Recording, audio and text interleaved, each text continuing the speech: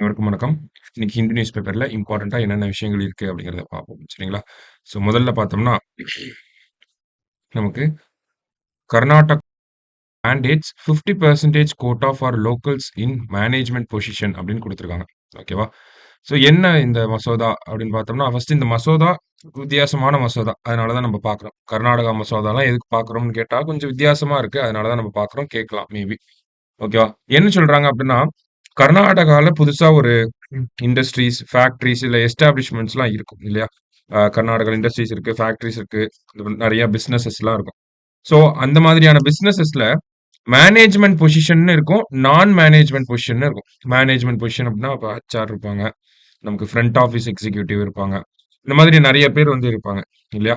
So management பொசிஷன்னா 50% லோக்கல்ஸ்க்கு reservation குடுக்கணும்.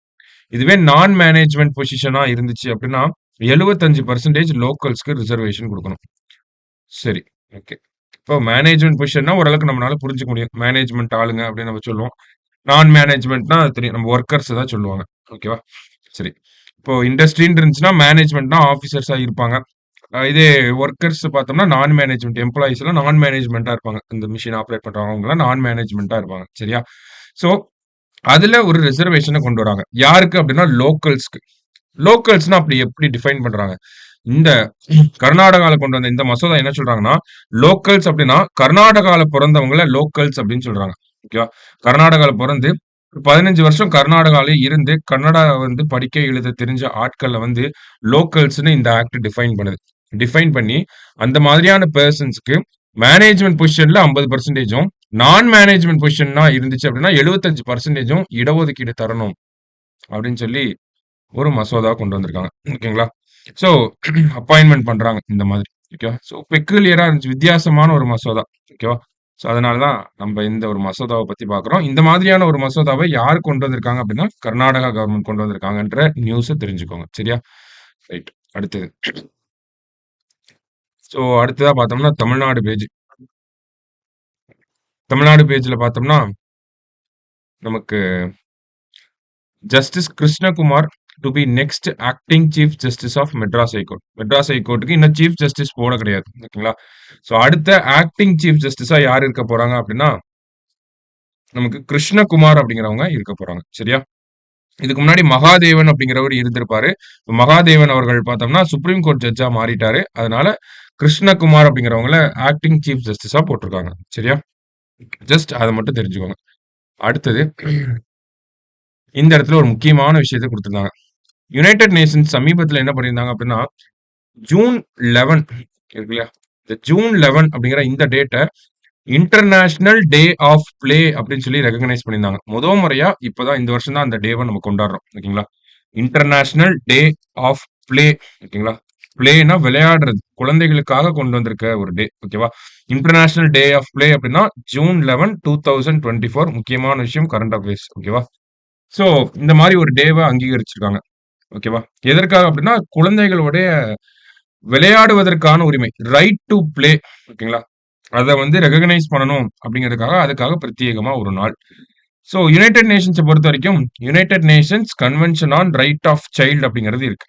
எப்ப வந்திருக்கும் அப்படின்னு பார்த்தோம்னா, 1989ல வந்திருக்கும். United nations convention on rights of child அப்படிங்கிறது.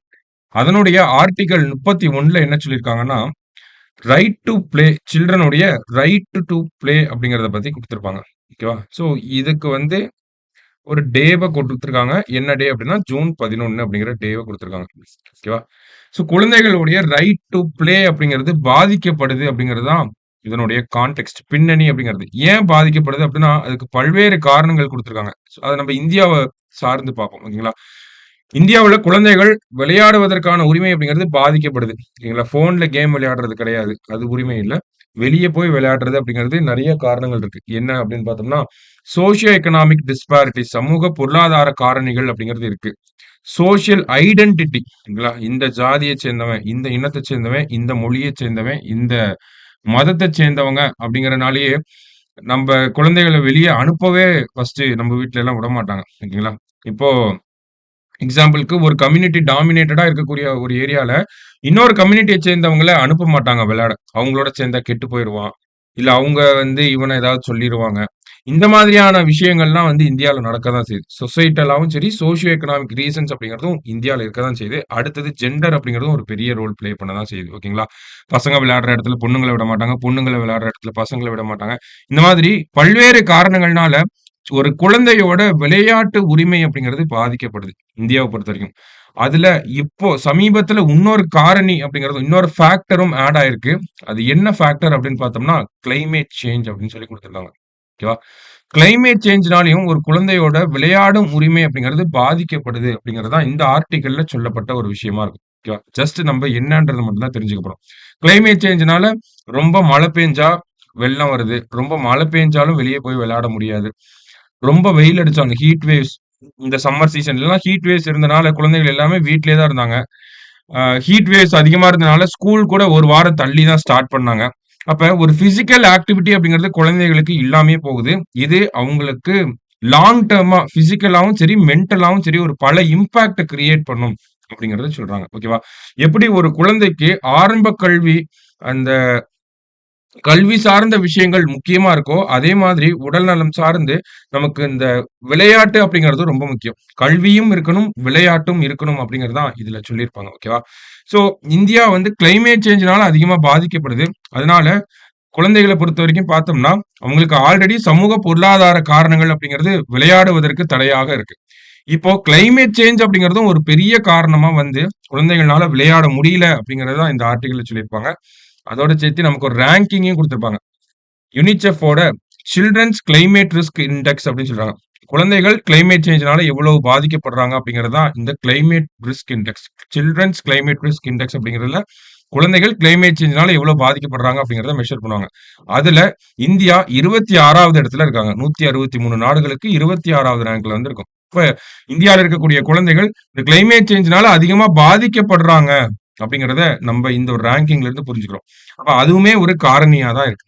ஓகேவா? சோ அத கலைக்கணும். அந்த மாதிரியான விஷயங்கள மாத்திட்டு, இந்தியால இருக்கக்கூடிய குழந்தைகளுக்கு விளையாடக்கூடிய உரிமை அப்படிங்கிறதையும் நம்ம குடுக்கணும்ங்கிறதுக்கான ஒரு சில விஷயங்கள நமக்கு சொல்லியிருக்காங்க இந்த ஆர்டிகள். ஓகேவா? சோ அதுதான் இந்த பின்னணி அப்படிங்கிறது. ஓகேங்களா?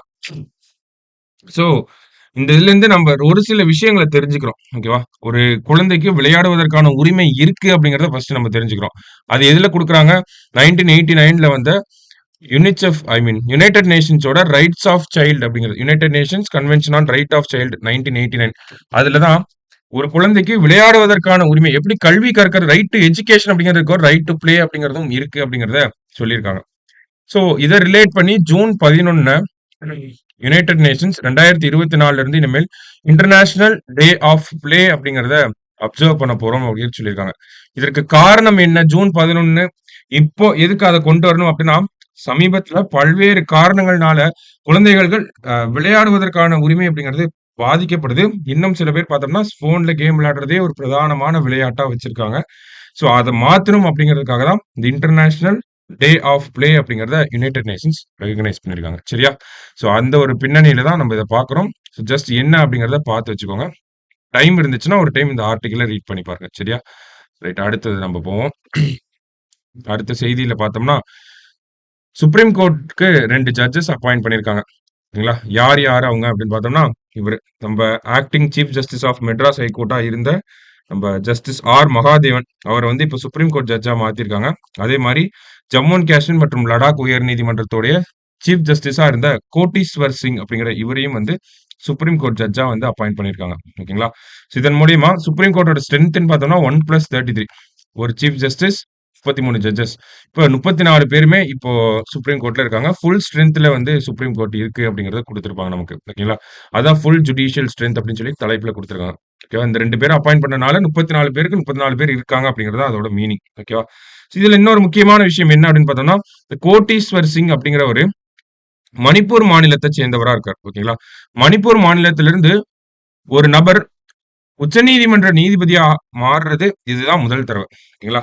First person to become a supreme court judge from Manipur. சரிங்களா? மணிப்பூரை சேர்ந்த முதல் நபர் முதல்ல ஒருத்தர் உச்சநீதிமன்ற நீதிபதியா மாறியிருக்காரு. ஸோ இதுவும் கொஞ்சம் முக்கியமான விஷயம். சரிங்களா? ஸோ நோட் பண்ணி வச்சுக்கோங்க. ஸோ கடைசியா பார்த்தோம்னா, நமக்கு இந்த இடத்துல இந்தியாவோட பேட்டரி டெக்னாலஜி பத்தி ஒரு ரிப்போர்ட் வந்துருந்துச்சு.